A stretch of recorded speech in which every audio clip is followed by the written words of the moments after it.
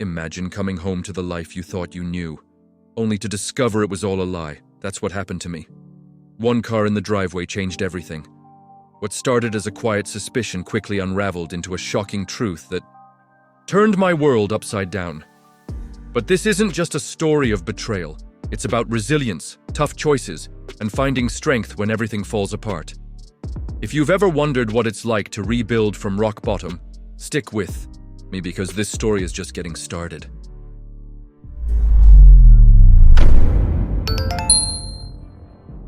Pulling into my driveway that evening, I spotted a car I didn't recognize. It was parked confidently, like it belonged there. My chest tightened, and an uneasy chill ran through me. I tried to shake it off. Maybe it was a repairman or a friend stopping by. But deep down, something felt wrong. My hands lingered on the steering wheel, my thoughts racing faster than my heartbeat. I climbed out of my truck slowly, every step toward the house feeling heavier than the last. The air carried a weight I couldn't quite describe, like a storm on the horizon. My gut whispered a warning, but I dismissed it. After all, I trusted her. Still, the sight of that car set my nerves ablaze, and a gnawing doubt took root. Sliding the key into the lock, I noticed how quiet the house was. Too quiet. My Labrador, usually bouncing at the sound of my return, lay by the door with a somber expression, his tail barely wagging. It was odd enough to make my stomach drop. I bent down to scratch his head, murmuring reassurance to both of us, though my own unease was hard to hide. As I stood in the doorway, the silence pressed against my ears. Something wasn't adding up. My gaze flicked back to the car, then to the empty living room.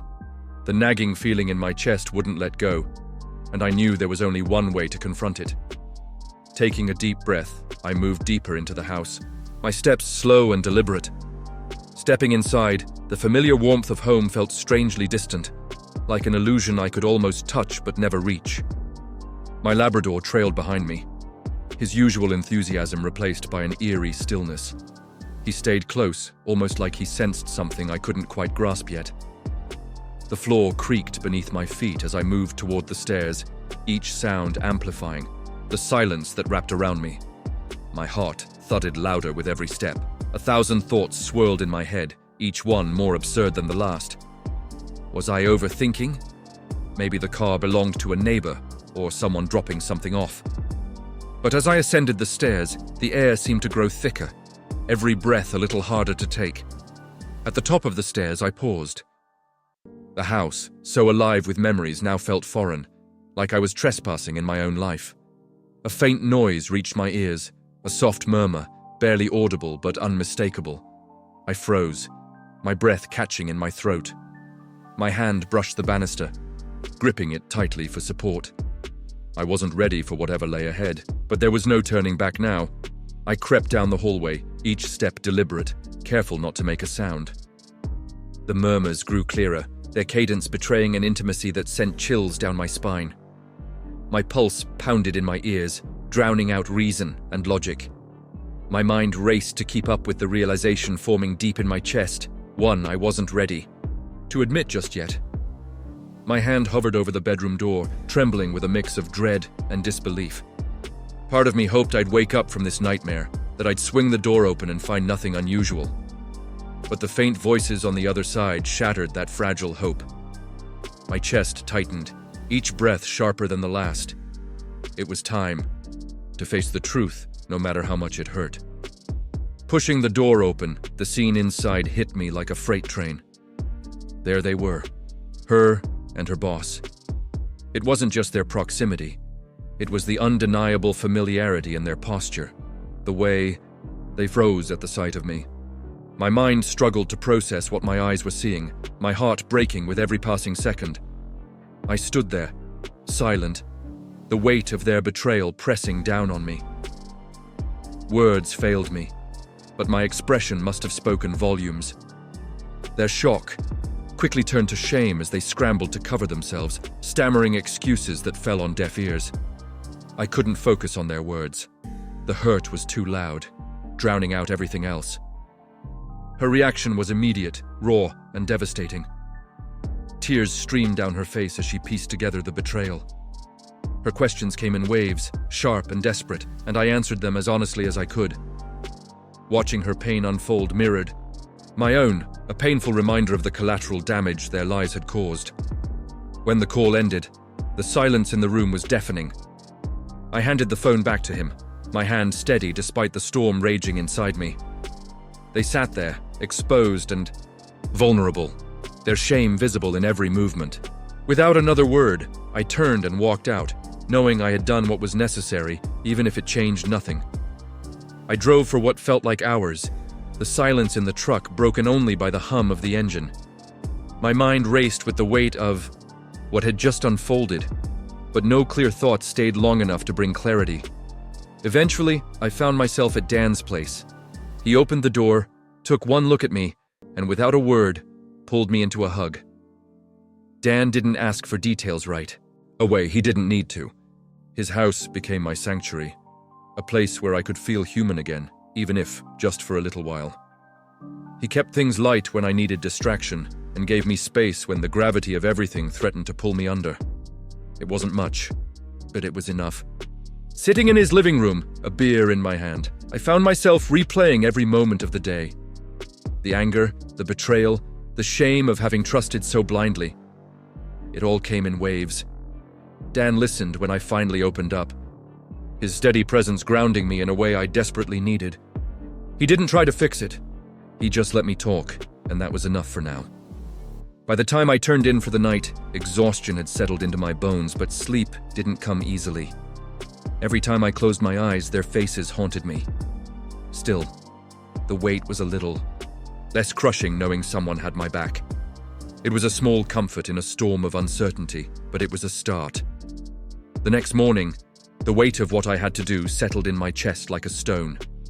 Telling my kids felt like an impossible task. They were my world, and breaking their hearts was the last thing I wanted. Still, they deserved the truth, no matter how much it hurt. I sat in Dan's kitchen, staring at my phone, rehearsing what I'd say. When the time came, their faces on the video call were full of innocence and trust. The words caught in my throat, but I forced them out, each one feeling like a betrayal of my own. Mom and I were going through something. I started, careful to shield them from the worst. Their confusion turned to tears, and it broke me in ways I didn't know were possible. My eldest tried to play the role of protector, asking questions I couldn't fully answer. The youngest just cried, clutching her stuffed animal as though it could fix everything. Their pain mirrored my own, but theirs was purer, untainted by betrayal or anger. It wasn't fair, and I hated myself for being the one to deliver the blow. After the call, I sat in silence, staring at the empty room around me. Their voices echoed in my mind, each tear and question replaying like a broken record. I'd thought confronting my wife and her boss was the hardest part, but this, watching the pain ripple through my family, was an entirely different kind of devastation. Returning to the house felt like walking into the wreckage of a storm. Everything looked the same, yet nothing felt familiar. The bedroom, once a place of comfort, now felt like a crime scene. I couldn't bear to sleep in that bed anymore. It was tainted, a constant reminder of what had happened. It had to go. Dragging the mattress down the stairs and out to the curb was oddly cathartic. I wasn't just getting rid of furniture, I was reclaiming a small piece of my dignity. I grabbed a can of spray paint from the garage and scrawled a single word across the surface. Betrayal. It felt good, almost therapeutic to label it for what it was. The new bed arrived later that day, a simple design with no history attached to it. Setting it up alone felt bittersweet. It was a step forward, but it also underscored the reality of what I'd lost. Still, it marked a shift, a quiet acknowledgement that the old version of my life was gone, and something new had to take its place. That night, lying on the new mattress, the silence in the room felt different. It wasn't heavy like before, but it wasn't comforting either. It was just there. As I stared at the ceiling, I realized this small change wasn't about moving on entirely.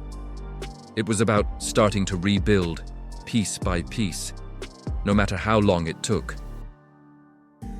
The next morning, I found myself sitting across from her at the dining table, the air between us thick with unspoken words.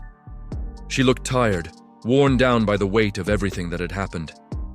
For the first time in days, I let my anger rest, though it simmered quietly beneath the surface. This wasn't about shouting or blame. It was about answers. "Do you think we can fix this?" I asked, my voice quieter than I expected. Her eyes widened slightly as if the question caught her off guard. She hesitated, searching for the right words, but there weren't any easy answers. Her uncertainty mirrored my own. Neither of us knew if the damage could be repaired, but the conversation needed to start somewhere. We spoke in fragments, weaving through moments of guilt, anger, and regret. She apologized again, but the words felt hollow, like a song you've heard too many times. Still, there was something raw in her tone that gave me pause. Maybe it was real, or maybe I just wanted to believe it was. Either way, the road ahead seemed impossibly long. When the conversation ended, there were no definitive answers, no promises of a happy ending. But there was a strange sense of relief in the honesty we'd shared, however painful it was. As I left the table, I glanced back, wondering if we'd ever find our way back to something resembling normal. Only time would tell. Keep watching our stories by clicking on one of the videos that appear on the screen, and don't forget to subscribe to the channel and turn on notifications to be alerted about new videos. See you next time.